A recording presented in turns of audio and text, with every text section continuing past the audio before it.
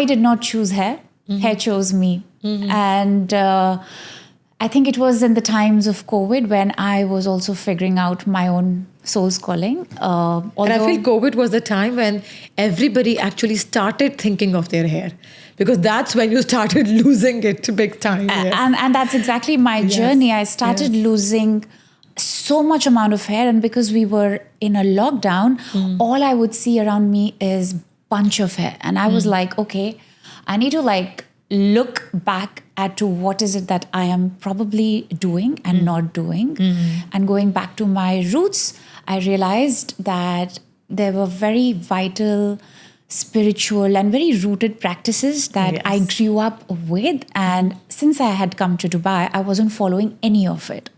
And of course, when we did our nutrition coaching with IIN, I realized it's not just food that we eat, but it's also the food that I'm constantly feeding my mind with. Yes. With my practices. And also the kind of people I'm surrounding myself with. I guess hair opened up so much for me in a way that I don't look at hair as just a strand or just a thing of vanity anymore. I feel hair is a strand of vitality. It talks about where you are at hormonally and also spiritually, which you rightly said. It's an antenna. It's an extension of your nervous system.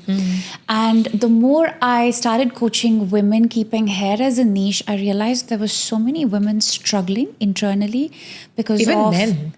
Yeah. It's a serious issue. We will come to that.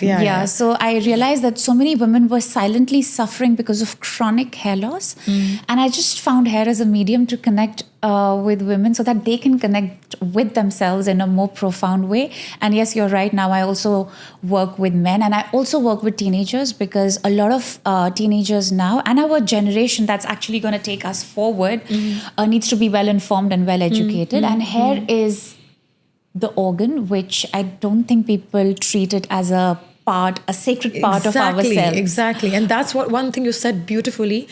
Despite you are a health coach, and I know that even when I met you, when you were not into that much like a hair coach or something, but you've been eating healthy, you've had a healthy lifestyle. And there are so many people I know, including me, who are generally eating healthy. They're very careful about, what to eat, what this stress, exercise, everything. But still hair fall is being seen as a norm. You say hair fall, people are like, it's normal. Yeah. Just do oiling. It's a very common way. Just do oiling, that's fine. But because you just mentioned that it's an extension of nervous system, I feel more food is also crucial, but I feel it has a direct impact on how we feel, how we think, what we think, stress, because it's here. So which most people, I feel, do not pay much heed to or much concerned of, right? Yeah. So coming to this chart, I said, yes, the spiritual significance and all, we will come there as well. First you tell me what is hair means to you. I mean, you already mentioned that, but why do we need to take care of our hair? Very interesting question. So see, hair has a lot of importance, not just in a physiological perspective, which is because, it's literally covering our crown chakra. It is literally an interface between our internal. It's literally an interface between our internal and external world. It also acts like a barrier from all the pollutants, the oxidative stress that, we are constantly exposed to, like all these lights, the air condition. They carry something known as reactive oxygen species. It's known as ROS. And our hair is literally acting as a barrier, preventing this ROS to enter our bloodstream directly. Exactly. What does ROS do when it enters our systemic blood? It creates something known as free radicals. Yeah, so which is circulating everywhere in the body. Exactly. And if you see, the baby is born with hair actually. So it's there. It is a very important part. It's a physiological barrier, and it has the ability to protect you from this external environment, which is not very, I would say, it's intoxicated with a lot of things which humankind has exposed it to. So that's one thing. It's a physiological barrier. Second, it is a very potent hormonal and a metabolic indicator, what I mean by saying that is, as your hair grows, it has trace elements of metals It has trace elements of hormones. So we do something known as HTMA for a reason, because hair tissue mineral analysis gives you a perfect indication of where you are at in terms of your metal toxicity, mineral deficiencies, and also hormonal imbalances. So that's another one. If I have to talk about the spiritual significance, I feel if you do not really take care of your hair, whether it is through routine or even like how you touch it or how you massage your hair, you will experience a substantial amount of difference, not just in hair loss, hair thinning, but even the texture, hair thinning, premature hair graying. These are all indicating something much deeper, right?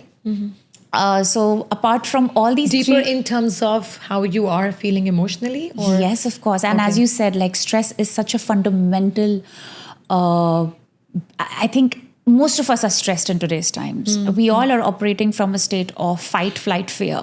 What happens when we are operating from these three areas is our sympathetic system gets switched on. Yes. Right? Yes, yeah. And when we are sympathetic driven, our body is constantly pumping cortisol. Now, cortisol is the stress hormone we all know. And cortisol, and there's something known as an anagen phase of hair growth. They are not the best friends.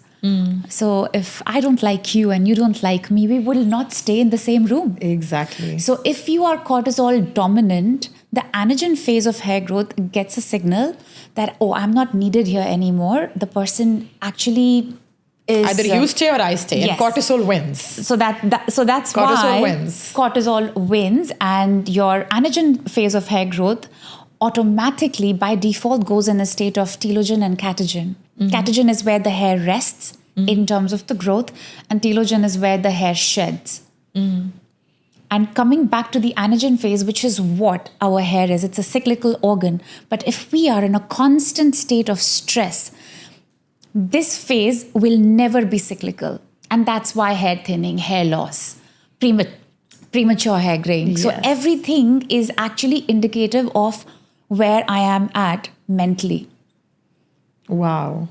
No, that is a very different perspective, and I think nobody has ever thought of, because mostly we only talk about the nutrition part of it. Yes. Oh, you can put oil, just hydrate yourself, take zinc, vitamin deficiencies. Yeah. But you keep doing that. But is it actually helping you? No, because the stress element is very, very strong. The